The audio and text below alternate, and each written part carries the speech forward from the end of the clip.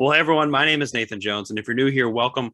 I talk about all things movies, specifically Blu-rays, but today we are going to be continuing with our 100 Years of Movie series. This time we are in the 1990s. We are coming in close, although 1990 was almost 30, it was 31 years ago, which is insane to think about. That was not that long ago, but yeah, we're talking about the 90s today, and I have my good friend John from Plaidx2 here today to talk about our favorite 90s movies. How are you doing, John? Doing good, man. Doing good. Thanks so much for having me. How you doing?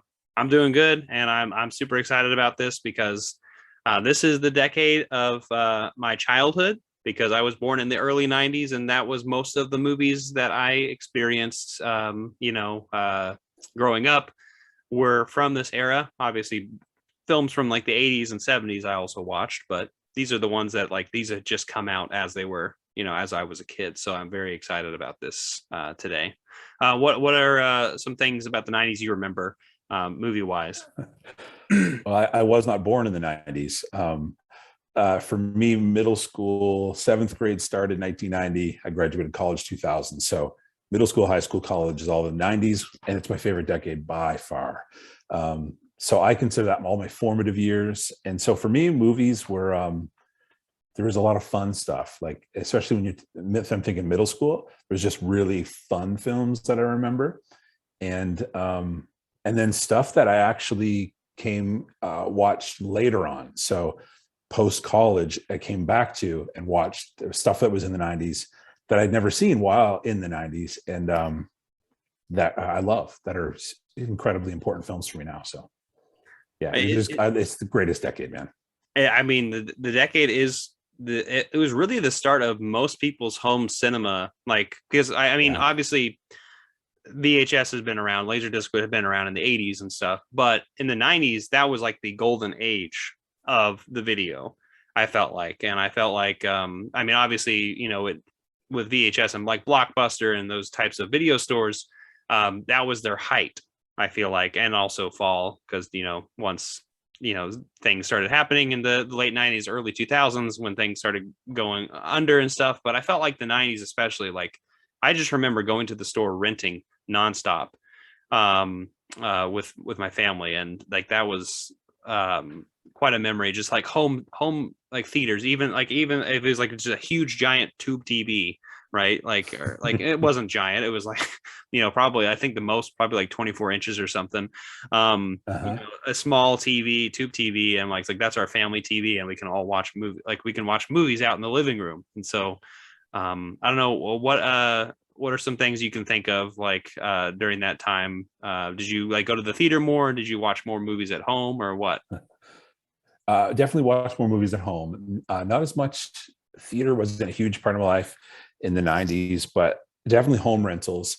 And I loved that in the 90s, you had your Blockbusters and you had some chain stuff, but every little mom and pop corner store also had like a little corner, at least where I was living. I grew up in Eastern Canada, where there was movies there too. So I remember, we've talked a lot of basketball, but there was, I forget what it was, but the NBA had released a series of dunking videos, and it was just players set to song. So Go by Pearl Jam, I remember, was Sean Kemp's video. And I would rent that VHS and just nonstop play it. Michael Jordan's Playground, I'd rent that VHS and I got to return it the next day, and then I'd rent it again. And my paper route ended at the corner store. So it was this long paper route, and the end was the corner store. And I'd go in with paper money and just rent more videos and take them home. So yeah, I have a lot of great memories of little mom pop video stores. That's the thing too, is like obviously there was Blockbuster, and that's the one that's talked about the most. But where I was too, I mean, I was in the Midwest, so like very dead center of the Midwest of the States, and we had a ton of mom and pop shops. Like usually, most of them were like there was like a grocery store or like maybe a little grocery store chain that was like local.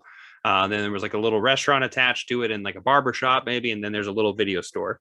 And like that's Yeah. usually like that was like a very common thing around the area I was, like those types of shops. And yeah, I remember begging my mom like to do 3-day rentals sometimes, or like those like it's just the one day is like when we got to go to the store, and like at the very early the crack of dawn we gotta get up, like before we go to school we have to drop off the VHS tape at that door, and like you got to drop them off. And I remember sometimes like thinking, I'm like, I hope I don't break the tape. So I know. when you're putting it in that slot. And then just so worried, like if I forgot to rewind it, my parents are going to then owe $2 because you didn't rewind it. Oh man, rewinding. Which is now seems so like prehistoric, you Mhm. know, that you'd have to do that. And I loved that when a blockbuster movie came out, there would be like 30 copies of it. And then you wait a few months, and then all of those, you just would wait to you when you would come in for your next visit, and there would be like 15 or 20 of those now for sale. Yeah, you're right. That was so fun. I would love seeing those. Yeah, that's something that was interesting. I think maybe the last vestige of it around here where I'm at was a company, Family Video, and I'm sure a lot of people know this chain. But they had like that combination of rentals, and then you could buy. Eventually, be just because of the overstock that they had way too much. They're like, what are we going to do this with these movies? So that was really cool that they were able to do that. And if you like the movie enough, hopefully you could just eventually get it yourself. So jumping into this, I'm for people who are unaware. So this series, what we're going to do is we're going to be covering the 1990s, and so the 100 Years of Movie series is something that we've been doing since I think early January. I'm trying to remember when it all started, but where we were able to talk about all the way from the 1920s all the way up to the 2010s. So the last 100 years of movies.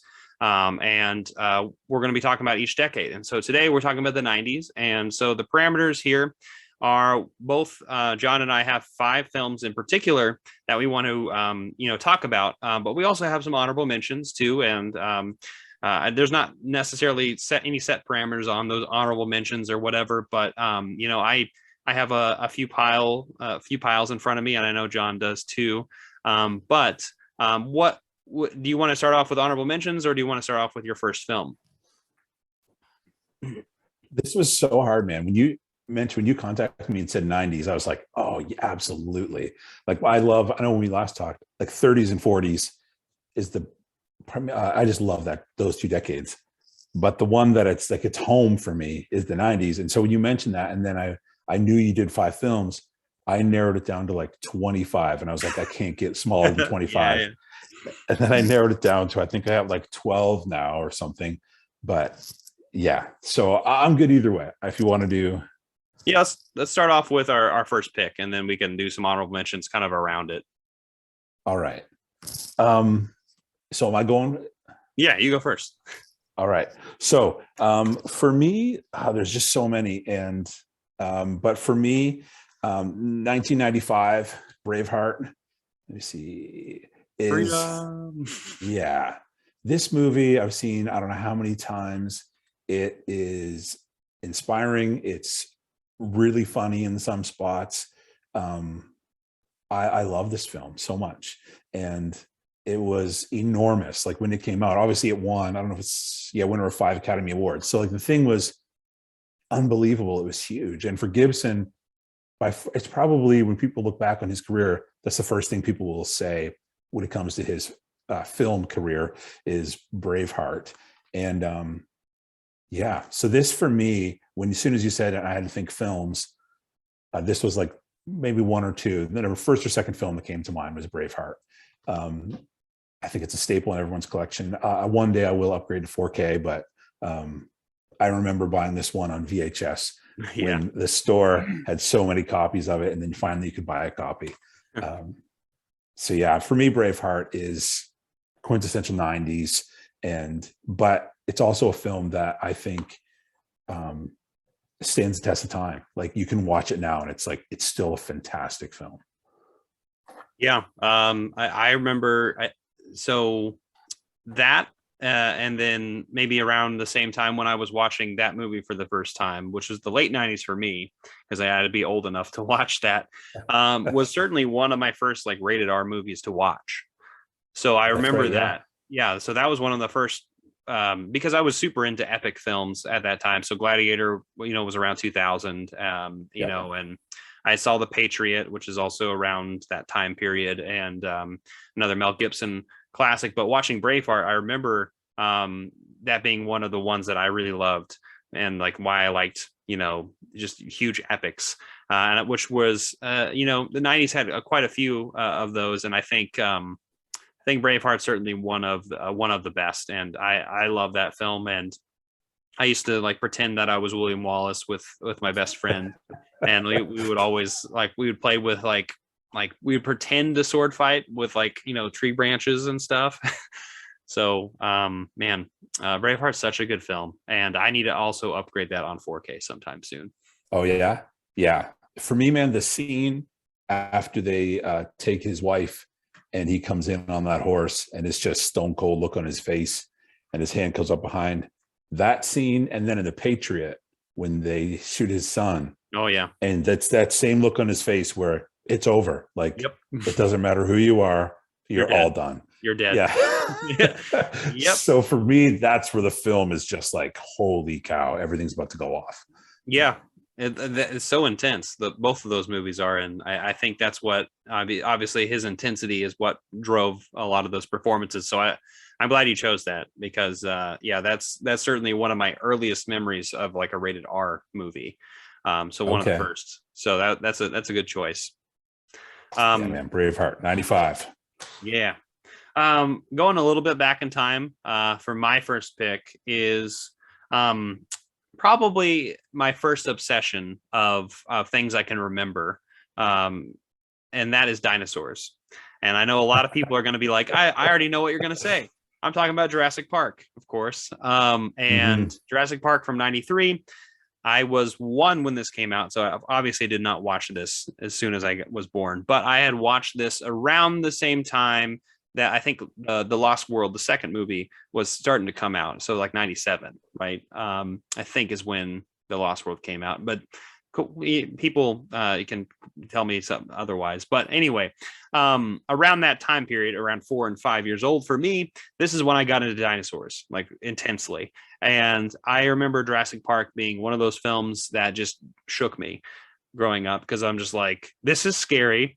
This is also fun. And also, like, I love naming all the dinosaurs to my mom and dad and being like, that's Triceratops. Like, that's a T-Rex, that's a Velociraptor. And then like, just being so obsessed and curious about, nature, prehistoric things too. And because it was just so cool. And Jurassic Park was so huge in the 90s. Huge. Yeah. And well, it makes sense, of course, because it had a big animatronics here. But man, my obsession with dinosaurs knows no bounds back when I was a child, and Jurassic Park was the one that like was the reason why this was the case. And this is certainly a high recommend. I would recommend. I'm sure most of the people who are watching this are like, yeah, you're choosing things that we all know, right? I hope you know this, and you should know both Braveheart and Jurassic Park. What about you? What's your memory with Jurassic Park? So at 93, so I was leaving middle school, headed to high school. And so I just remember it being everywhere, like posters everywhere, McDonald's, like everybody was promoting their product via Jurassic Park. And I remember the scene, like when that water, the ripples in the water, when you first hear the dinosaurs coming. And then I remember seeing the dinosaurs, like when you think of like a Braveheart, it's all people, like but these dinosaurs were like, oh my gosh, like this is unbelievable. So I just remember being in awe of it. Like, so for me, I was in a different place of life going into high school, but I just remember visually going, I've never seen anything like this. This is crazy. So yeah. And it was a cultural phenomenon. Like Jurassic Park was everywhere. Yeah, toys, Saturday morning commercials, everything was Jurassic Park. I remember those toys and commercials quite well. McDonald's was a big staple. How to get those toys. Absolutely. Yeah. Yeah, it was massive. Yeah, it was a cultural event. Do you have any honorable mentions to follow Jurassic Park? Honorable mentions. All right. So since you went with like a young kid, more kids for you, this would be a kids for me. So this is from 1990. And so I'm leaving elementary school, headed into middle school. And my brother and I memorized this film and watched it countless times. And we still probably, this is embarrassing because I'm in my 40s, but probably 90% of the time, we'll end a phone conversation with the quote from this film. Not like it's something we told each other we would do, but just, I know it'll make him laugh. He knows it'll make me laugh. And then that's the end of the conversation. We're done. And that is the original Ninja Turtles. Oh yeah. Love that movie. We memorized this and it is so silly. So this would be an honorable mention for me. That this was huge too. Like this, for me anyway, this is a cultural event. And again, everyone was talking about it. It got like its animated 90s Saturday morning commercial or cartoon. And it was everywhere. Everyone went Halloween was a Ninja Turtle. I was a Ninja Turtle once. Absolutely. Yeah. So this for me is just so much fun. I don't own, I think 2 and 3. They came out with these live action. I don't own any of those. The last, they released 2 new Ninja Turtles. Yeah, which I haven't seen. So I saw the first one. I didn't bother with the second one. And for me, it's just it's that. Visually, that first one that came out was insane. But it's this, man. The humor, everything about it, and I unfortunately can quote significant amounts of this film still. Cowabunga, dude. It's man. it's pretty cool to quote that movie. It is, man. When he's talking to the pizza delivery guy, clock's ticking, dude, and he's waiting and he can't find the address. Everything about this film. Yeah. So anyway, Turtles is an honorable mention for me that I felt a little silly bringing it into this conversation, but not at all. 90s, it was amazing. Okay. Well, I have to break the fourth wall. Who is your favorite turtle, or who's the turtle that you like the most? It would have to be Raphael because he was so dark and angry. But Michelangelo he was a ton of fun. So it certainly wouldn't be Leonardo. It would, using nunchucks would have been awesome, but the size are pretty cool. Raphael's size. So I'm probably going to go with Raphael. I like his dark side. That's the turtle that I've been called in my friend group. I'm the Raphael. I'm the hothead, but the person I like the most is Mikey. So I like Michelangelo. Yeah. And my best friend is very much like Michelangelo. So we're both goofballs, and but I'm definitely the more serious one. That, but yeah, I like your choices. Yeah. So that would be an honorable mention for me, for sure. Well, kind of carrying on in the theme of kids stuff that was big, and I talked about this with you on your channel actually, and I think you already know what this one is. But speaking of McDonald's toys and memories that are just like seeped into my mind, Tarzan. I had to bring it up just for a brief second.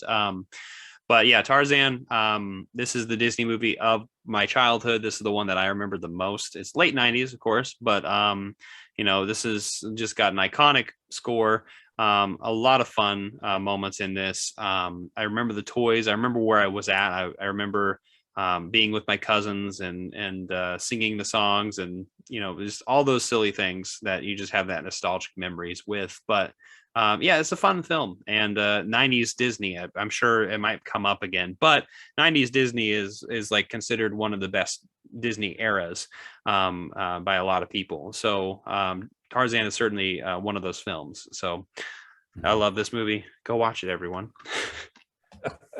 I don't, because late 90s, I was, finished from wrapping high school, going to college. So it wasn't on my radar as a movie, but the soundtrack was every time you turn the radio on. Oh yeah, as it should be. That was enormous. Yeah. Phil Collins, anything he or Peter Gabriel or Genesis in general, any of those things, I'm like, we're good. I like it. So, Absolutely. do you have any other honorable mentions, or do you want to just chug along to number two? Um, I can chug along to number two. Okay, let's do. Yeah. So I'll keep it lighthearted. And this one is super hard. For me, I have two comedies that are it's one and two, and they will switch depending on the day. But to stick with the five, I will land on one. Okay. And this is one I think we talked about when I got married. I had no money. I did a whole video on this one. I had no money, and I borrowed this from my father-in-law, VHS copy of it. And my wife and we also didn't get any cable, any TV, like even an antenna couldn't get signal because we had a basement apartment. So this is the only thing I watched almost for an entire year. It was what TV was. It was movies, and we would just like pick up wherever we left off. And it's Dumb and Dumber. I love this. My wife and I can quote the whole thing because we couldn't afford to rent anything else for a full year. And so I have a VHS copy purely for the nostalgic, because I remember popping it in the thing all the time. I had the VHS copy too. I think it's at my parents' house, I think. But for me, man, like this is so quotable. It's really, really funny. I only have the DVD version because the Blu-ray version is the unrated cut only. So, and for me, I want the theatrical release. There's a bunch of stuff added that and there's a bunch of stuff added that I don't think actually helps the movie. I think it actually is a distraction from the heart of the movie. And so until and I hope someday they release just a theatrical Blu-ray or 4K. Or both. I'd be happy or both. Either. Have both options. Well, that's the thing. I don't know why like they didn't release it as both, because a lot of times it's both. You can watch either one. Right. But for me, this is just, so my wife and I on our 20th wedding anniversary, we watched this and ate blizzards from Dairy Queen, just because it was I love that. fun. Yeah.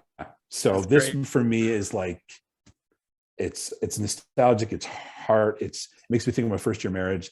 I didn't have enough money for food sometimes. I was selling my CD collection to buy groceries sometimes, but we watched this movie and we laughed our heads off for a year watching this. So for me, it's 90s through and through, and it's just it's got a lot of great memories attached to it as well. So I don't know about you, but anytime I ever visit anyone's house and I feel like I really need to go to the bathroom, that also is a reminder of something that I remember. Like, maybe shouldn't do a Dumb and Dumber thing here. Straight out. Yeah. That's funny. You know how I brought up my best friend is more of the Michelangelo character. That's one of his favorite movies of all time, and we quote that all the time as well with each other, because we're definitely, once again, another combo of us two is just like, well, yeah, we're that dumb. So yeah. So that's good. I'm gonna segue. This is not my pick, but because we're on the same wavelength of comedy right now, this is an honorable mention of mine. But another film that like is just endlessly quotable for me, like I just watch this nonstop because it's just so stupid, is Billy Madison. I don't know. Absolutely. I just absolutely love this movie, and I don't care who. I know a lot of people in my life, especially now, who don't like this movie, and I don't care. This movie is just like, this is like my favorite type of humor to a T. It's like this mixed in with like Monty Python. Like I need some kind of wit or cleverness or randomness sometimes, like this one, that just like really gets me going. So Billy Madison is a movie I had. I watched this probably in the early 2000s for the first time, probably, though. Like I wasn't, I wasn't into comedy necessarily so much in the late 90s. I was still in my superhero dinosaur phase kind of stuff, and like when I was 7 years old. But once I got to like 9, 10, I'm like this is the stuff that I'm going to start enjoying a lot more, because I like to laugh at everything. But yeah, Billy Madison is like one of the classic Adam Sandler films that a lot of people know about. And I would say that a lot of people, if they picked an Adam Sandler film from his like SNL, post SNL days or around the SNL days, people would pick something like this. So such a good movie. I love it's classic, and I love Farley in there, and I love Norm Macdonald in there as well. So both of those. What day is it? Film. October? I do that. I quote that so much. What day is it? October? Nudie Magazine Day. When they're lighting bags of poo, and Norm Macdonald says, "This is the best day of my life." It's so stupid. I know. I love the old man there. He comes out. He's like, he just comes out. It's like, oh, Judas Priest, Barbara. It's on, like, it's poop again. And then he's like, don't put it out with your boot, Ted. He's like, don't tell me what to do, devil woman. And then just, and he's like, it's poop. And then he's like, he called the shit poop. And then he says, like, it's the best day of my life. So stupid. So stupid. It is. Oh man, but so many good laughs, man. And if you watch it with friends, it's the best. Oh yeah, no, that's exactly what it is. And now I have to watch it with people who grew up with it, right? Like that's the best time, is like they can quote it with you, and that's the fun about it. So you said you were going between two movies. What was the movie that you didn't choose? Well, this is 1 and 2 for me, and if I have to pick a comedy, then I'm going with this one. It's from 95. So 94 was Dumb and Dumber. 95 would be Tommy Boy for me. Another Chris Farley. I mean, that's starring him mostly. So yeah. And this is just, it's nonstop quotable. Like all through college, it's just all we quoted at each other. And so this is a go-to for me. So if I need to laugh, I'm probably grabbing this over Dumb and Dumber for just good laughing. Mm-hmm. Where Dumb and Dumber is really funny to me, but it's really nostalgic. This isn't nostalgic. It's just, I'm going to laugh my head off for however long this is, for 96 minutes.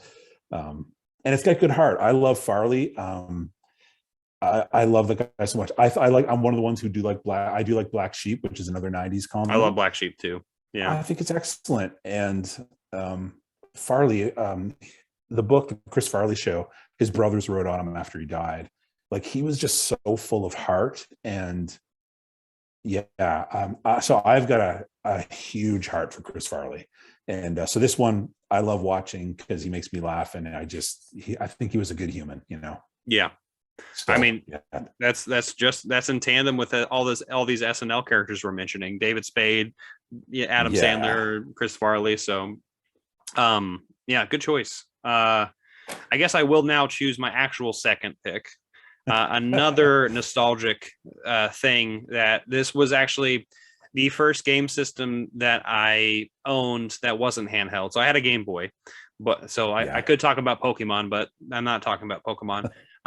But the first game system that I had was a Nintendo 64, and the Nintendo 64 had this bad boy on it, Goldeneye. Mm-hmm. And so I have to talk about, the film in this, I had to pull it out, but Goldeneye, everyone, and the movie with Pierce Brosnan, and also Sean Bean, who is one of my favorite actors ever. Now this movie, I knew the game first. So I was one of those people, like I played the game before I watched the movie. And then I came to it a little, probably in maybe like 98, 99. So I know that Pierce Brosnan he did like Tomorrow Never Dies after that. So I was able to watch those two films leading up to, I think, World Is Not Enough in the early 2000s. I remember that period of my life. But I remember my dad showing me the VHSs of them. He's like, oh yeah, like James Bond, like you like the game, is like, you should watch the movies. And so all the plot points of this game, like, oh yeah, I know, what this is connected to, right? So Goldeneye is just like such a nostalgic game, but also movie for me, because it is, for me, and I think for a lot of people, the definitive Pierce Brosnan film. Which is kind of crazy because it was his first one he did. And I know that Bond at the time was kind of definitely slipping off of a lot of people's radars, because Timothy Dalton was not really the greatest Bond, who was the one before him. And then obviously Roger Moore, who had played him previously, was a little bit more campier, a little bit sillier, because it's just the time period in general. But Bond hadn't been more of the I guess, serious type up until I feel like Connery really picked it up. Or sorry, with Brosnan picking it back up, and I feel like Bond got serious again, and more stylish and debonair, but also more with the times, a little bit more action packed, right? So yeah, this James Bond has a lot of really great memories to it. I still quote it sometimes. Sometimes I'm like, I am invincible, and then I pretend I'm Boris, but nobody wants to pretend they're Boris because he's not a good character. But and I also say, like, for England, Alec. I was like, no, for shoot, I messed it up. Anyway, he drops Sean Connery off the. It's been a while since I've quoted. Apparently, I don't quote it all the time. So for England, James, and I was like, no, or like, no, he's like, for England, Alec. Yeah, for England, James, or something like that. Anyway, I'm just rolling with it. How about your interaction with James Bond? I know I saw it, but I don't remember a lot from it. But that video game was every single night, I think my second year of college. And we stayed up till 3-4 in the morning when we should have been sleeping or doing homework. And I just remember I just wanted to use proximity mines all the time. That was my favorite one to use. Just you're still watching your friend's screen. You're like, don't watch my screen. You're like, I'm waiting. Yeah. Just waiting.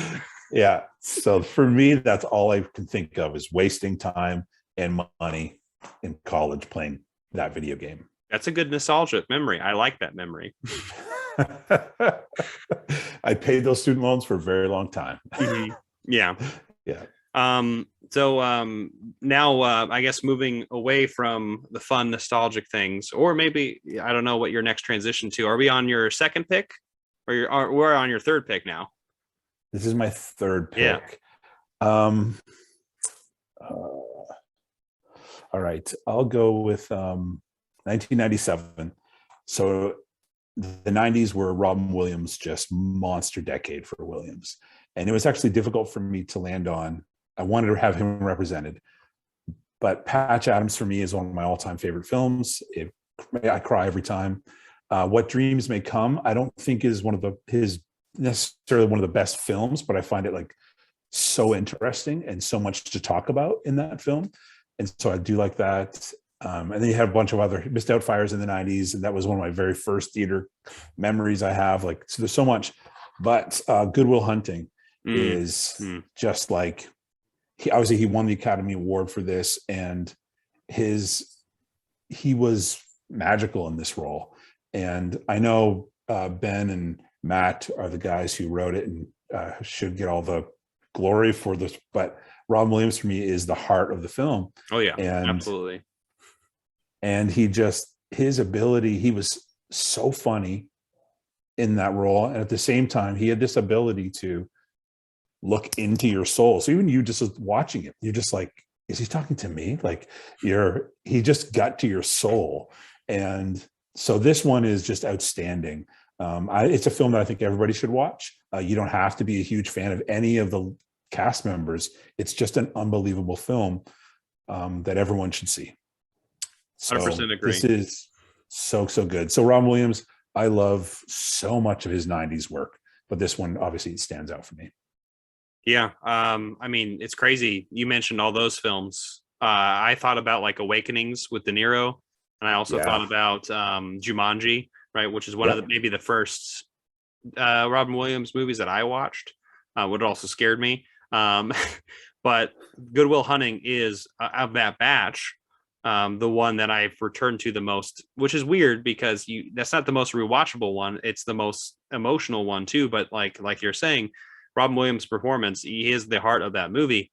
And it's kind of insane how I think it speaks on like obviously his life as well. But I think he tapped into things that he probably had going on in his life as well. And that's what made it so effective, I feel like. And then also the fact that he could just snap, whereas like, he's having a good time and then just be like, hey, you're talking to an adult right here. I'm talking to you. Like, as in like, Matt Damon would, play with him a lot in this movie. Like he was like messing with him. and going too far a few times. And and then Robin Williams is like, it's like, hey, like you're not messing with me. Like I've had stuff happen in my life as well, and I'm trying to help you, and I'm trying to get you to get past this moment. So yeah, I love that movie. Actually, recently I watched that a few months back with a friend who he just came over, and I hadn't hung out with him in a while, and he's like, yeah, let's put that on. I'm like, okay, we're both gonna cry, and we did. And so, Yeah. so yeah, it's such a good movie. Yeah, it really is. Yeah. Robin Williams, RIP. And also 90s, you had such a good decade then. Yeah. He was hitting home runs like every time at bat almost, in the 90s. So I guess from there, my third pick is a film. It's my animated choice, but it is not a like kids movie. It's probably one of the out of this studio that puts these films out. It's probably the most adult, or one of the more adult films. And this is actually the first film that I watched from them. I'm talking about Studio Ghibli. I'm talking about Princess Mononoke. And I don't know if you've ever seen this film or ever heard of it. But this movie was like my gateway to Studio Ghibli and Hayao Miyazaki, who did a lot of Japanese animation that I'm sure a lot of people who are watching this know a little bit. Like My Neighbor Totoro is a big one. The Wind Rises, Castle in the Sky, etc. There's a lot of really great animated classics that came from Japan, and mostly the 80s and 90s. And in English, this was I know that Disney, I think, had a lot of American voice actors redub this in English with a lot of characters. I know that like the Fanning sisters, they did a lot of this stuff. This one has Billy Crudup in it. It also has Billy Bob Thornton, Jada Pinkett Smith, Minnie Driver, Gillian Anderson, and Claire Danes for this one. So, I mean, they got a lot of really great actors to do these things. And I know there's a conversation with a lot of people who are like, I would rather watch the Japanese version, right? But I like both. I think there's like an argument to have both, because once again, going on the nostalgic thing where it's like I watched this probably in the early 2000s with my best friend, my neighbor. But like this was my opening to these films. So this is a film really about environmentalism. It's very simple, honestly. It's about encroaching on the land, and like just industrialization, deforestation, and like just really stripping the resources that we have, and nature fighting back. And it's a very film that's like about environmentalism, which is during the mid 90s, this was big. Like Fern Gully was a thing. Thinking about stuff like that, we'd see films that are very much like this, like in Avatar or Dances with Wolves. These types of films that were around this period. Avatar was obviously in the 2000s, but you know what I mean. But Princess Mononoke, it's a gorgeous film. It's also, like I said, animation. It's one of the best animated films I've ever seen. It's a crazy movie. But it is such a timeless tale to me. Like it's cemented in my mind. And if anyone's not seen this, I would highly recommend this. I mean, like I said, the Studio Ghibli has put out a lot of younger, themed films, but this is definitely one of the more adult ones, because there's like blood and some cursing and stuff like that. But like it's as I was getting into my late zeros or whatever, like 8 or 9 years old, I'm like, this is the stuff that I was starting to experience more. So but yes, I would recommend you checking this one out if I need to get the chance. And all the other ones, I think you would really enjoy them quite a bit, actually. Well, I do see people here on YouTube, film collectors, who are pretty intense about collecting all the steelbook editions that come out. Right. So I've seen quite a few people show their collections of it, and they speak very, very highly of those films.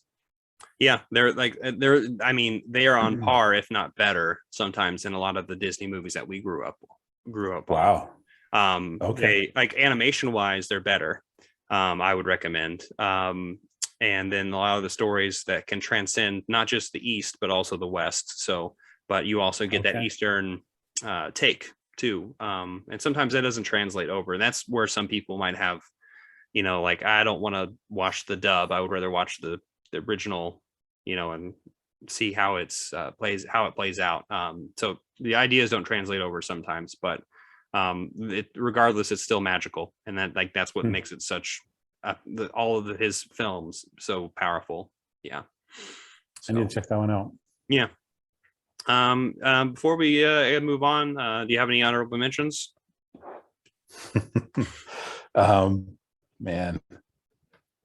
Yes. So I'll go with comedy. This is 1993, and what I love about this film, I don't think it's a great film, but it makes me laugh a lot. And if you watch it, the jokes, the quips, the style, the haircuts, it just screams early 90s. And so my wife and I watched this maybe within the last year, and it was just like, it was such a trip going, oh man, yeah, that's exactly how we talked. And that's exactly what we looked like. And that was so cool. And it's so I married an axe murderer, and it's a ridiculous comedy. And Mike Myers' dad in it, I just weep every time he talks. Like, it is the funniest stuff. Anyway, so for me, this is a quintessential 90s film. It literally throws me back into the 90s, how the 90s felt, the jokes we used. And Mike Myers, again, SNL. I was a huge Mike Myers fan at SNL. And again, I don't think it's the best film, but it's amazing 90s stuff. And his dad is some of the funniest things I've ever heard. So it's really good. I've only seen clips of this that would be movie. an honorment. Oh, you've only seen clips? Yeah, I have not seen the whole thing. When the dad is giving it to his son's head, he's like, look at the size of that boy's head. He's got a real thick Scottish accent, and just belittles him, anyway, it's very in 90s humor. That was maybe a little more appropriate. He just goes on and on that his kid's head has its own orbit.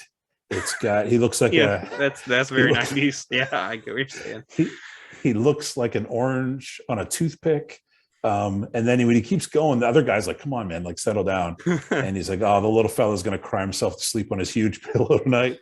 Like, it's just like, it's this whole, and I can say all this because my head is enormous. Like, it's gargantuan. And anyway, all the lines the dad says, which is Mike Myers playing the dad, is so funny. So I highly recommend this one.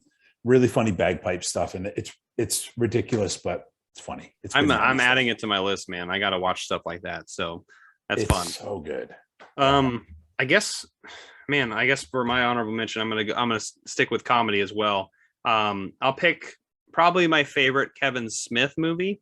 For a lot of people, I didn't come to Kevin Smith until later on in my life. I know Clerks was like the biggest movie that he made in the 90s, that or Chasing Amy, really, or Mallrats. A lot of people love those movies, but the film that I like the most was like a late 90s, 1998 is when this came out, but Dogma. Dogma is a film with Matt and Ben. Matt Damon and Ben Affleck are in it. We also have Selma Hayek in it. We also have Alan Rickman and Chris Rock and Linda. I can never say her name right. Fiorentino. But we also have Jay and Silent Bob, which are Jason Mewes and Kevin Smith, of course, who are in this movie. But man, and Jason Lee's in this as well. Jason Lee's in a lot of Kevin Smith movies. But I love this cast. I love this concept. It's very stupid. It's very silly. I know things like Little Nicky were around the same time, so a little bit, anti-religious, but also like in a very tongue-in-cheek way. Like that's where a lot of like Buddy Jesus stuff came from. If anyone remembers Buddy Jesus, just like pointing and like smiling with the like kind of a wink and stuff. But this movie is hilarious. And fun fact, I know I was a kid in the 90s, right, everyone? So I'm going to talk a little bit about drugs. So everyone who likes Kevin Smith movies, there's a significant portion of them who also enjoy the ganja. So I know there are some references to that, but that never really clicked with me. And for some reason, I still love Kevin Smith movies at like for this time period. And I'm like, I don't know how I get into this. It might be related to the Billy Madison thing. It's just so random and stupid that I just think it's funny. And so I think that's where a lot of that lies for me, because that's not really my jam. But I still think it's funny regardless. But have you ever seen Dogma or any of the other movies that I just mentioned? I've seen Dogma, and it was when it like first came out on rental, so it was a long time ago. And my more recent memories with it are that is incredibly out of print on Blu-ray, especially. So go buy it now, everyone. Yeah, I found 2 copies of it on Blu-ray, one sealed, one unsealed, that I've ended up flipping, and done very well on flipping that film. So good memories. Yeah. So Kevin Smith films don't connect with me, but his TV show on this comic book store, The Secret Stash. Yeah. I watched that. That I've probably watched through the same series, through that whole series, probably twice. And when it's on, I think it was on Amazon Prime for a while. I don't know if it still is or not. I downloaded every single episode and would just stay up at nights way too late rewatching them. So that's for me is Kevin Smith, that show. And I've watched it multiple times. I love it. I love their conversations around the round table at the end. Everything about that show I love. I love watching what people are bringing in, even if I already know, because I've already seen that episode before. Right. So that's Kevin Smith for me, is that show. But Dogma, I've done well reselling that movie. I'm glad. Yeah, I love that. I mean, that's the morals of that movie, though, is what you just said. So yeah. Really, for sure. You have any honorable mentions to mention? Yeah. So one honor mention. This is when you and I talked about Pig the other day, Nick Cage film, and our friend Stephanie recommended it to both of us, and I saw it and absolutely loved it. But my all-time favorite Nick Cage movie is from the 90s, and I know can be a punchline sometimes, but this is not a joke at all to me. And it just sneaks in at 1999. So I'm just about to leave college, and it is Bringing Out the Dead, Martin Scorsese film. Oh, I still haven't seen that. This is unbelievable. It is so good. He plays an EMT, and him and Ving Rhames are partners, and Patricia Arquette is in this film, again, Scorsese film. John Goodman's in this film, and it is unbelievable. And it's a look at exhaustion, being burned out, really caring for people, loving people. Obviously, an EMT, you're saving lives every single day, but just being exhausted by it, and having nothing left in your tank, and also being haunted by the people you couldn't rescue. And so it is a heavy film, but Ving Rhames is hilarious in it. It does look, it definitely looks 90s, but Nick Cage crushes this role, and he can be very how intense Nick Cage can be. And some of the films are over the top, but he's losing his mind, and he plays it perfect. So it's him exhausted with nothing, but he's losing his grip on reality, and he plays it perfectly. So this, I genuinely think, I know some people, the thought of Nick Cage films being released on Criterion being wild. This, I believe, thoroughly deserves it doesn't have a Blu-ray release. It deserves a very high quality release. It's a Scorsese film, and I think it's brilliant. So I'm a massive fan of this film. I've never heard of that Scorsese film. That's insane. That's awesome. Ving Rhames, 1999, and it's outstanding. Yeah, highly recommend this one. Well, I'm sold. I'm already sold. So Pig comes in at number 2 for me for Nick Cage. That one's my number 1. Okay. Wow. Yeah. Okay. I love Raising Arizona quite a bit, and I know I still haven't seen it. Oh man, so good. Man, there's a lot of really cool Nick Cage performances, even the funny ones, right? But do you have any other honorable mentions? Because I have a few in front of me. Absolutely. This was going to be my other big epic of a film, And so I feel silly calling it an honorable mention, but Braveheart had to be my giant epic. But it's 1998, Saving Private Ryan. I've seen it many times, and the intro scene when they're kind of hitting the beach, leaves me in tears every time, and my stomach drops every time. And I've seen the film multiple times, and then in the cemetery, it's intense. And then just learning too about it. Like I didn't know this till this year. Matt Damon, maybe you've probably already heard this. Maybe everyone knew this except for me. He didn't have to do all the boot camp stuff that everyone else did, just to create the tension between him and the rest of the cast. There would be actual tension. I'm a huge Tom Hanks fan. I think everybody is. So his performance is outstanding. But that intro scene is life-changing when you put your head in that space and go, real young men did that. And that was real. And what they were doing it for. And it's unbelievably powerful. And it's just, the scope of it is unbelievable. Everything, it's so good. Yeah. So I feel bad calling it an honorable mention, but this one and Braveheart were side by side for me. And you're like, I gotta choose the fun one. I know.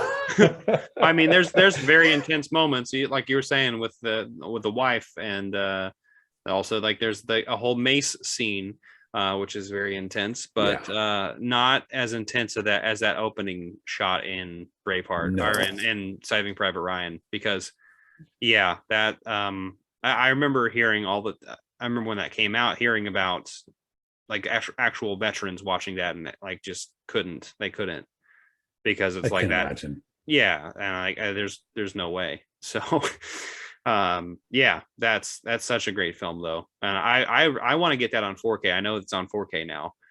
That's one of the films that I would love to get upgraded. I feel like would be a good upgrade. So I actually have a few films that I'm just gonna like literally speed through real quick. This is of my birth year, 92, a film that I came to later on in life, but I really love it. Francis Ford Coppola's Dracula. Really, really enjoy this movie.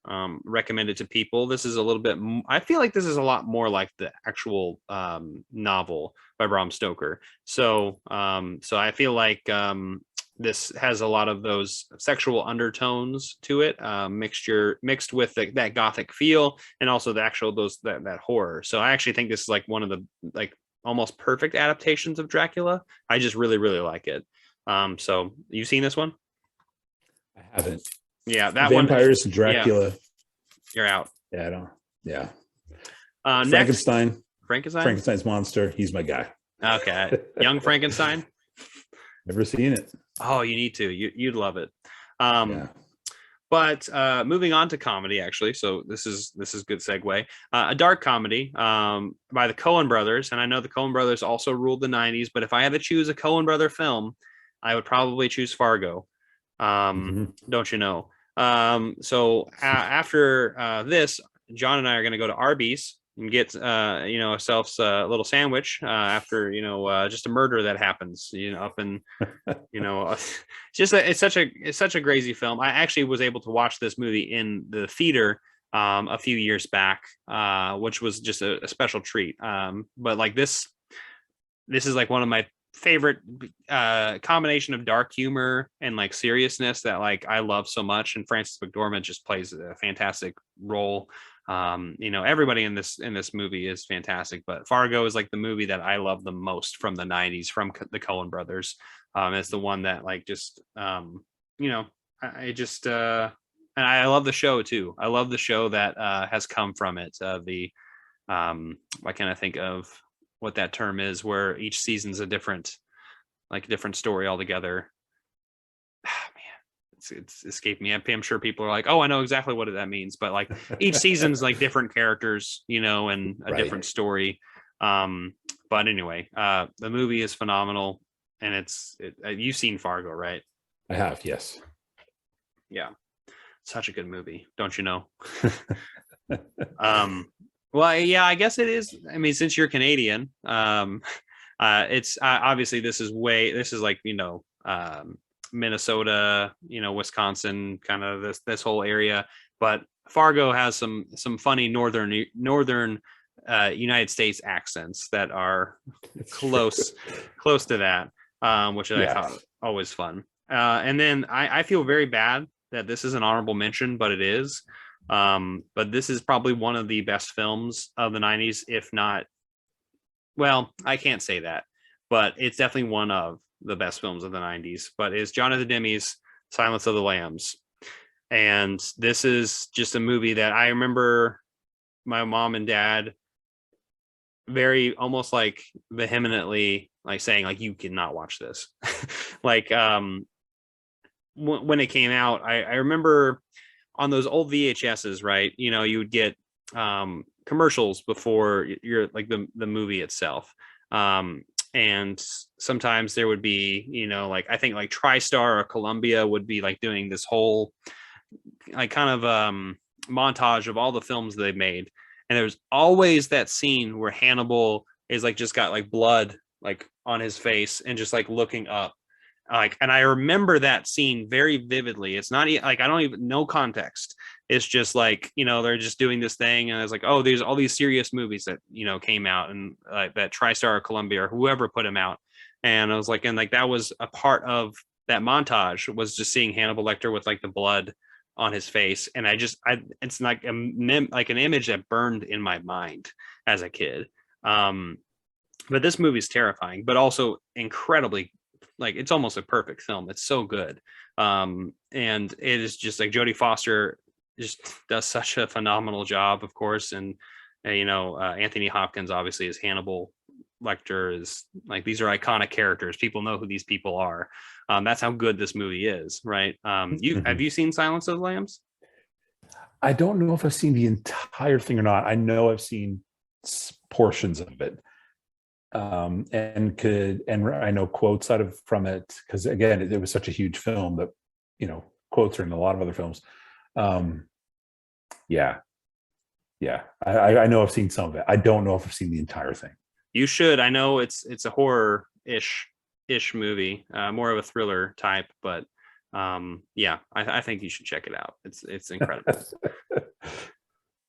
You ready to move on to pick number 4? Are we on pick number 4 now? We are on pick number 4. This is hard, man. I'm gonna go with 1992, Spike Lee joint, Denzel Washington, Malcolm X. This I remember. So 92, I'm in middle school, and I'm a huge basketball fan.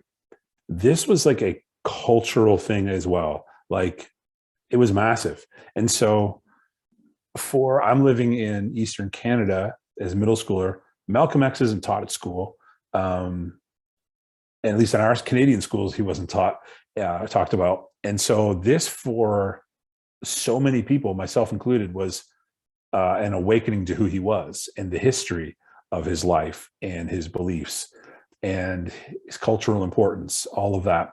And also at the same time, in the NBA, Nike released Nike Air Raid shoes, and I had a pair of those shoes. And for a lot of people, they were referred to as the Malcolm X shoes, because the X that was across the top of those shoes was identical to the theatrical poster that was at the time going on. And so in the NBA, you would see it on hats, you would see it everywhere. And I would watch an NBA All-Star Weekend, and you would see all this stuff everywhere. So this was a cultural event. Obviously, Spike Lee is brilliant. Denzel Washington is brilliant. His performance is incredible. It's 201 minutes. It's a longer film. The soundtrack, I bought the soundtrack. The soundtrack is incredible. This was just an important film. It hit culture in, I think, in bigger ways than maybe even was recognized at the time. And being a basketball fan, I just saw it everywhere. And growing up in Eastern Canada, where I didn't know much about Malcolm X, this was an education for me as well. So I still have that on my shelf, and I haven't seen it because of the runtime. Like, it's an investment. But I know it's a special film. Like, I've already known also as a basketball fan, and then also, I mean, I didn't connect the two, of course. I wasn't really conscious of those things at the time. But you know, just knowing of Spike Lee as a filmmaker in general, though, I'm just very excited to watch that film, not just for enjoyment, obviously, but also as like a lesson and also like a time capsule and looking into Malcolm X's life. So I'm very, you know, I will, and now that you've talked about it, it's definitely been on, it's on more on my radar now. You know, I have a ton of films I haven't seen, but that's one of them. That's No. mainly because it's like, oh, that's a very long film. But yeah, and Denzel though too, right? You know, Everything he does is a masterclass on what it is to be an actor. So, and it's true in this film as well. enough said. Yeah. Man, that's such a good pick. And I didn't see that coming. So, now I will say, people will see this one coming from me a little bit. If you see the posters behind me, people can barely see it, but people who watch my videos know about this trilogy. But the Before trilogy by Richard Linklater. Now, the first in this trilogy is the film that came out in the 90s, 1995. We have Before Sunrise, which, in fact, it's really hard to rank these movies. But like the second one's probably my favorite. But each of these films have a different part of a relationship, right? And I've mentioned this. I think I was actually able to talk to you about this trilogy just a little bit when we did our videos. But Before Sunrise, so I grew up, obviously, you know, we talked about Braveheart and Gladiator, and even things like Goldeneye, and like more action-oriented films, comedies as well. Those are the types of films that I was gravitated towards too. Now, up until maybe late teens, like, you know, I was in high school up to like early college, I started shifting gears. I started watching films outside of my comfort zone. You know, I started watching romance, rom-coms, and you know, things that I wouldn't necessarily say like, oh, this is the stuff that I want to watch. But when I started doing this, I remember working at the record store that I worked at, and my coworkers, you know, I was watching stuff like Crazy Stupid Love and fun, you know, like How to Lose a Guy in 10 Days, and these classics, honestly, you know, more contemporary classics. But they're like, oh, you have to check out Richard Linklater's Before trilogy, and I'm like, I don't know anything about this. And luckily, you know, not too long after I was told about this, because I think in 2013, let's see, when this came out in 2017, so this was not that long ago, this box set itself. But I was able to see it, I think, a year before I watched them, because like the films were at the record store that I was able to check out the DVDs of. But you know, like this box set was coming out, I was like, oh my God, like I have to get this box set. And it easily became, you know, my second favorite trilogy of all time, past Lord of the Rings. But like, this is just such an amazing trilogy. But Before Sunrise is the beginning, and it's the beginning of this relationship between Ethan Hawke and Julie Delpy. And they're just like that one night that they meet just randomly in Europe on a train, and then they just spend the whole night together. And you know, they go to a record store, they go by a canal, just talking about whatever's going on, things that they're thinking about in their lives, dreams. They're really young, you know, they're young people just trying to find their way, and seeing that navigation is just so charming, and then also so authentic feeling. And it feels like a movie that can just like, it sucks you in just in the conversations that they're having, even though some of them, Richard Linklater could be a little bit like, okay, you know, you like to hear yourself talk, you know, kind of a thing. But at the same time, I just love the interactions between the two. And it's just a film and a trilogy that belongs in some of the best films of all time. And Before Sunrise is a film that I highly recommend to everybody. It's just, that's why I have my posters up here. You know, they're perfect for me. But you still haven't seen these ones yet, have you? No, but they're ones where whenever I see the DVDs, when I'm out thrifting and stuff, I always grab them when I see them and then open them up. And I've never found one in good condition. But I do want to buy them to check them out to see if I want to invest in the box set. So yeah, so it's on my radar, and it's a want. I want to see them. Yes. Yes. Good. Yeah. Yeah, romance though. I love romantic films now. Huge fan of them now. So Awesome. what about some honorable mentions you got? This is tough. Let's get them all out of the way before we get to the final one. Okay. Oh wow. I know. Maybe we could speed rounds. I have speed rounds too. Okay. So all right. You want me to just rip through? I have 3 honorable mentions and a final pick. Okay. I'll cut mine to 3. Yeah, I have 3. I now have 3 honorable mentions and a pick. Let's do it. Okay. All right. All right. All right. I will go from the silliest up to the more serious. Okay. This one is stupid in every single way. And it makes me laugh so hard. It's from 1994. I cry watching this one every time because it's so stupid. And it's Clifford with Martin Short. I think I've seen that. Charles Grodin and Martin Short, everything they do together makes me laugh. And Martin Short, I find very funny. I know he can be super goofy and campy for some people. I love him. And so this for me is when he's Charles Grodin's asking him just to be a normal human boy. That scene, I am just bawling laughing because he cannot be a normal human boy. So anyway, Clifford for me is must see. We're coming up on the season, so this just made it in at 1990. Home Alone. Oh my God, another movie that I've seen 100 times, literally 100 times. Absolutely. So it's every Christmas. It's and it literally there's the occasional movie that comes out like a Christmas movie that is instant classic, and we're gonna watch this for the rest of our lives. Elf is one of them, and I think this is one of them. Like, oh yeah, we're just watching this forever now. So you're right. That had to be on my list. And then my last honorable mention before my actual pick is from 1997. And our good friend Stephanie just sent this to me. I'd seen it years ago, just revisited it, and was just floored by, again, how good it is. And it is as good as it gets. I still need to see that. Oh, really? I know. Oh, this is as good as it gets. It is as good as it gets, my friend. There you go.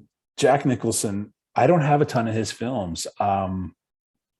This might be the only film of his I have. You have One Flew Over the Cuckoo's Nest? I don't own it. I've seen it.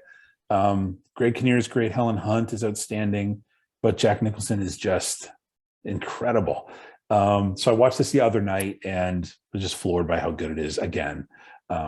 So this one I felt like should be in my 5, but the other one, my 5th pick, I had to keep that in. So this is an honorable mention, but it is just on the edge of the 5. So is that an imprint title as well? It is an imprint title. Yeah. So the artwork is a little different. There's Jack. Yeah. Speaking of basketball, right? Basketball fan right Absolutely. there. I just saw a picture of him at a Lakers game recently. So still alive and kicking, dude. He's old. He is old. Man. So those are my final honorable mentions. I love it. Now, actually, it's funny. I'll have to. I'm bringing this out. This is a really quick double because I thought about it. But I have to do, Showdown in Little Tokyo and Drive. These are buddy cop films. This one's with Dolph Lundgren and Brandon Lee. So, this feels like an '80s movie, but it's not. It also has. Hold on. I cannot remember. Can't I say the Japanese actor in here? People are gonna get me on this one, but he's Shang Tsung in Mortal Kombat, and I cannot think of that Japanese actor, and it's just driving me nuts. And then this movie Drive, which I had seen recently with Mark Dacascos, Kadeem Hardison, and Brittany Murphy. She's in here too. Oh wow! But these movies are so much fun and so insane. Everyone has to watch this. If you like buddy cop films or just really just crazy one-liners and stuff, these movies right here. That's awesome. Now to get serious. So one of the last films by this Japanese director Akira Kurosawa is Dreams, and this is just such a high recommend. This is such a beautiful film. It's all different vignettes based on things that Kurosawa kind of remembered, just dreams, and he was able to put it to a film, right? Or like interpretations of those things, and all sorts of things here. There's like, post bombing of Nagasaki and Hiroshima thing here. There's also like there's a lot of childish things here as well. There's like, it literally just runs the gamut on the different emotions that exist, and it's incredible. There's eight vignettes. Yeah, I highly recommend this movie if you like film and also just like the human experience. Dreams. Highly recommend. And then another trilogy that I really like, which is a lot more serious, is by a Polish director, Krzysztof Kieślowski, the Three Colors trilogy. This is one of my favorite trilogies of all time as well. Julie Delpy, we mentioned with the Before trilogy. She's in, I think one of these films. It's been a bit since I've seen these movies, about 5 years now. But I just remember when I watched them, I was floored by them. And just from the sheer fact that this is like a lot of the time, these are like some of the first films that I watched that were like international directors and stuff like that. So they're due for a revisit, but I know what I felt when I watched them. And so Three Colors trilogy, Krzysztof Kieślowski. Also watched Decalogue by him that he did in the 80s, made for TV, for Polish television on the Ten Commandments. Such good stuff. Just loosely based on those, but Three Colors trilogy, blue, white, and red. White and red. Yep. Based off like the French flag. Okay. I think it was what did he say? French Revolution, liberty, equality, and fraternity. That's what based on the tenets of those. So anyway, now we are down to the wire. Our final choice, our final pick. What do you have, John? 1995. So I was 11th grade. And it's one of my it's an all-time favorite film, not just for the 90s in general. And it's Heat, Michael Mann's Heat. Oh my God, so good. So yeah, De Niro, Pacino, Kilmer, all three of those guys absolutely crush it in this film. And it's on the back, but the scene at the cafe with De Niro and Pacino is like, it's one of those scenes where you're like, I've always wanted this, even though you didn't know you wanted it. You always wanted that scene where they're having that kind of conversation together. And that shootout, I remember the first time seeing that shootout going, this is absolutely bonkers. Like, yeah. So this film is like, it's unbelievable. I know it's a longer film. It's 170 minutes. But it is paced so well. It's paced very well. Interesting that you don't feel 170 minutes. I mean, it just blows by. And Kilmer is great in this film as well. Everything about this film is outstanding. I love it.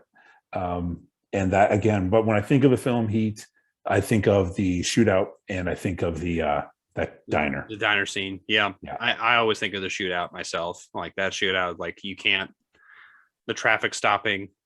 Oh gosh. Like the machine guns. Like it's just, it's so nuts. But yeah, I mean, it's funny you bring up Michael Mann because I finally watched Thief for the first time. And that's such a good film. It's James Caan? Yeah, James Caan is. I think it was the first Michael Mann film. People could correct me, but it's so damn good. So good. Yeah, so people watch Heat, watch, Thief as well. So did I say Heat and Thief? Yeah. Anyway, I also watched, we didn't mention it, but Last of the Mohicans. Okay, yeah. Yep. Another epic and Michael Mann. Okay, so my final choice is a film that I watched for the first time last year, I think during the pandemic. And I was like, how in the world have I not seen this? Because I just mentioned Kieślowski, right? So international directors.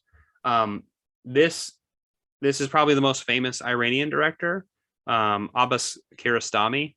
And he has directed just films that are fictional, but they cross into the nonfiction world and documentarian world. And the way he crafts things together and like just really is experimental with these things is really intense. So Close Up is the film that from 1990. And this is one of the most powerfully emotional films that I've ever seen. Wow. Before. So let me just give you kind of the basis of this, because it's kind of hard to explain it. But let's see. Fiction documentary hybrid uses a sensational real life event, the arrest of a man on charges that he fraudulently impersonated the well-known filmmaker Mohsen Makhmalbaf. Hope I said his name right. I also have some of his films too. As the basis for a stunning multi-layered investigation into movies, identity, artistic creation, and existence, in which real people from the case play themselves, with its universal themes of fascinating narrative knots. Close-up has resonated with the viewers around the world. So, like I said, the real people in this event are are recreating it. Wow. And the very end of the film, I'm not going to spoil it, is just, it makes you like, it's whoa, what? Like, I'm getting emotional thinking about it. But I mean, like, it is just, it's a good movie. And this is the first Kurosami film that I watched. He also, I think in the Criterion Collection, there's also Taste of Cherry, and also the Coker trilogy, which is also incredible stuff. But I highly recommend all of his works. I've not been blown away by a director like this, and all the works that he's done in quite some time. So I highly recommend his Close Up. This is definitely like a perfect film. So in my opinion. So I'm gonna look that one up tonight. Yep. Yeah, it's awesome. It's a weird one, but it's worth it. Okay. Yeah. Because it's like, wait, is this real? Is this not happening? Is this like, what is this? Really? Mm-hmm. I need to diversify my Criterion Collection. It's probably more than 90%, like 20s to the 50s. It's all black and white. I don't have much beyond So you got that. some romance, some drama, some what are screwball comedies in there. Tons of screwball comedies. Yeah. I mean, So, that stuff's great too, though. I love it. Well, what else do you have to say about the 90s, man? I mean, for me, the movies and the music of the 90s are, it's what shaped me from 7th grade to graduating college. So it shaped all my formative years. So I love it. I'm thankful for it. I'm super thankful I grew up through that decade, for both of the music and the movies. Mm-hmm. I think it's like for comedy, for heartwarming stuff, for action, for meaning. It's just so good. There's just tons of stuff in the 90s.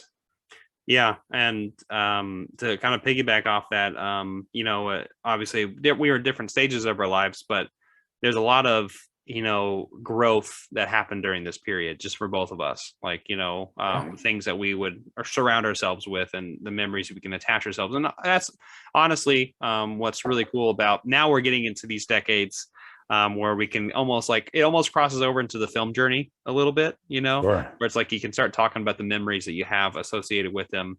And I know for a fact, everybody who's watching this, there's a lot of movies we didn't talk about, like The Matrix, or,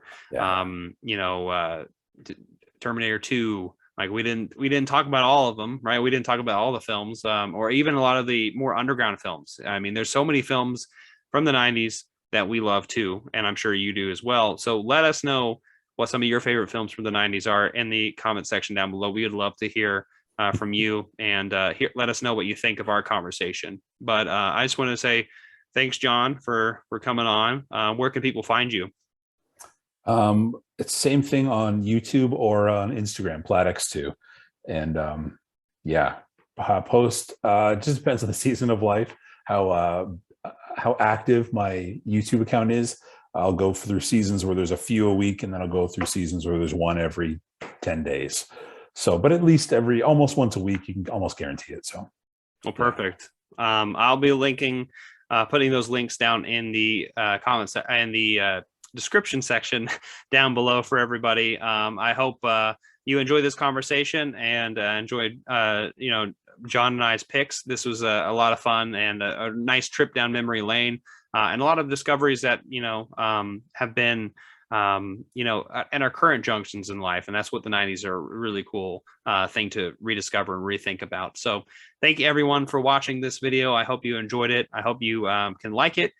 Comment down below, share, hit the notification bell, subscribe, and we'll see you next time. I'm not jonesing around.